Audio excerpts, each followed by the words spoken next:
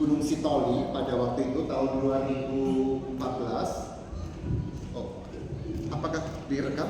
Enggak, mau biar Kalau enggak, terima kasih.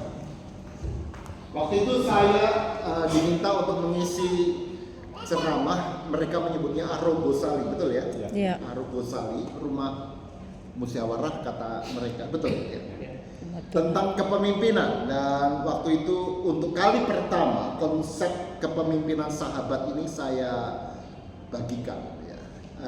Dan itu kali pertama mungkin juga di Indonesia orang bicara soal persahabatan, teologi persahabatan.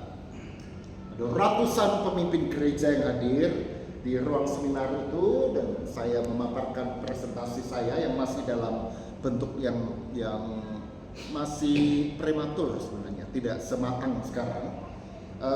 Yang menarik adalah setelah presentasi selesai, diberi kesempatan tanya jawab, sekurang muncul tangan yang teracung ke atas untuk bertanya, dan ada puluhan pemimpin jemaat pemimpin sinode yang mengajukan pertanyaan sampai dibuat 3 baris. Banyak sekali, puluhan. Dan kemudian saya mendeteksi watak dari respons dan pertanyaan mereka. Begini, umumnya para pemimpin gereja yang laki-laki itu agak kurang setuju dengan konsep kepemimpinan sahabat. Ya, kenapa? Karena mereka mau tetap bicara soal kepemimpinan hamba, servant leadership, kata mereka. Tetapi para pemimpin gereja yang perempuan, mayoritas jika tidak mau dikatakan semua, setuju dengan konsep ini. Nah, ini menarik sekali data sekilas yang saya dapatkan itu, dan sejak hari itu kemudian saya berpikir, oh ini tema yang menarik untuk terus dikembangkan dan digali. Dan sejak itu saya perlahan-lahan walaupun tidak sangat intensif mencoba untuk memperdalam tema kepemimpinan sahabat. Dan bukan hanya tema kepemimpinan sahabat, tapi juga teologi persahabatan yang melampaui kepemimpinan. Bulan Oktober November lalu saya punya kesempatan ke Princeton untuk menulis buku, dan buku yang saya tulis adalah soal teologi persahabatan. Moga-moga tahun ini atau tahun depan terbit. Nah, saya mulai dengan mengajak kita untuk punya perspektif dulu. Kenapa kita harus bicara tentang kepemimpinan persahabatan itu?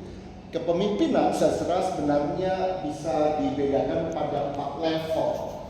Kalau ada pemimpin, pendeta itu pemimpin, maka ada pemimpin yang mengerjakan tugasnya itu hanya pada level yang sifatnya refleks. Refleks itu begini, kalau ibu dicubit langsung ibu nampar saya plok, gitu. Itu refleks. Ya. Itu nggak perlu mikir, tidak perlu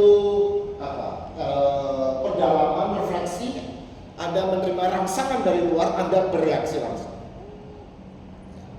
Kalau misalnya Anda memimpin lalu ada anak-anak misalnya ribut gitu ya, refleks langsung memarahi. Itu pemimpin ecek-ecek. Pemimpin level paling bawah. Pemimpin level yang lebih di atasnya adalah problem solver.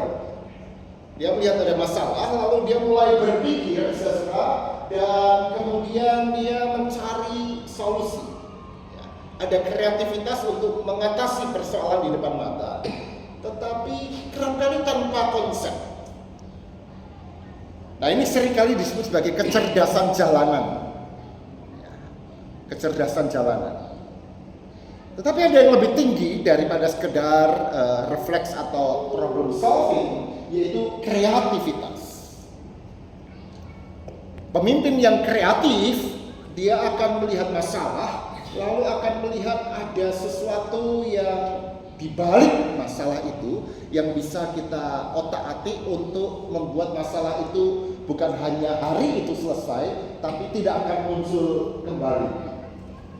Nah, pada level kreativitas, imajinasi sudah mulai muncul, tapi imajinasi yang terkait dengan masalah yang di depan mata itu.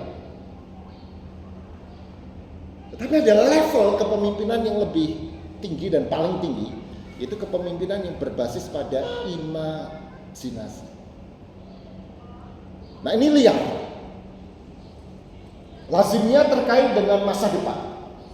Kalau Anda membayangkan ONKP sekarang, apa yang Anda bayangkan dengan ONKP 20 tahun ke depan? Gereja ideal semacam apa yang Anda bayangkan? Dan dari imajinasi masa depan itu, Anda punya semacam visi yang kemudian itu akan menentukan bagaimana saya menyelesaikan masalah hari ini, bagaimana saya meng-create sesuatu yang lebih positif dan lain sebagainya. Nah, itulah imajinasi. Nah, pemimpin, nanti Pak Etika tentu akan bicara tentang kepemimpinan transformatif. Saya percaya bahwa kepemimpinan transformatif harus berbasis pada imajinasi. Seseorang yang visioner melihat apa yang ada di depan itu. Nah, dari imajinasi itulah kemudian kalau diturunkan akan muncul konseptualisasi dan kemudian implementasi dan habituasi. Habituasi itu pembiasaan. Kalau kita sudah punya visi itu, kita mau visi itu kita terjemahkan ke lapangan, ke medan tempur kita, maka itu harus kita latih terus. Kita latih terus.